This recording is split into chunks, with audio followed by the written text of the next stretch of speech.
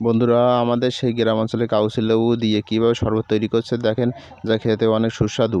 বন্ধুরা দেখেন, প্রথমে গ্লাসের ভিতর বিট লবণ দিয়ে নিয়েছে, তারপরে দিয়ে নিয়েছে সে কাউসি লেবুর রস এবং এখন দিচ্ছে ট্যাং। এই ট্যাং দিলে শরবতের কালারটা অনেক সুন্দর হবে এবং যা খেতে খুবই সুস্বাদু হবে। এবং এখন দিচ্ছে ফ্রিজির পানি। এই ফ্রিজির পানি দিলে গরমের সময় শরীরকে অনেক ঠান্ডা রাখবে এবং যা খুবই ভালো লাগবে খেতে। এবং তারপরে নাড়া দিয়ে নিচ্ছে। এই নাড়া দেওয়ার পরে সবগুলো একসাথে মিক্স হয়ে যাচ্ছে। মিক্স করলে অনেক খেতে খুবই সুন্দর হবে। এবং তারপরে একটি নল দিয়েছে, এই নলটি দিলে খাওয়ার দিক থেকে অনেক সুবিধা হবে এবং যা খুবই সুন্দরভাবে খাওয়া যাবে, যা অনেক সুন্দর পরিবেশ।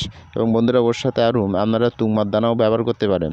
ওই তুঙমার দানা আপনারা খেলে শরীরের পক্ষে অনেক উপকার হবে এবং সেই তুঙমার দানা খুবই একটি ভালো জিনিস। আপনারা অবশ্যই তুঙমার দানাটা ওর সাথে ব্যবহার করবেন। বন্ধুরা, যদি ভিডিওটি ভালো লেগে থাকে তো অবশ্যই শেয়ার, কমেন্ট এবং লাইক করবেন। সকলকে অসংখ্য ধন্যবাদ।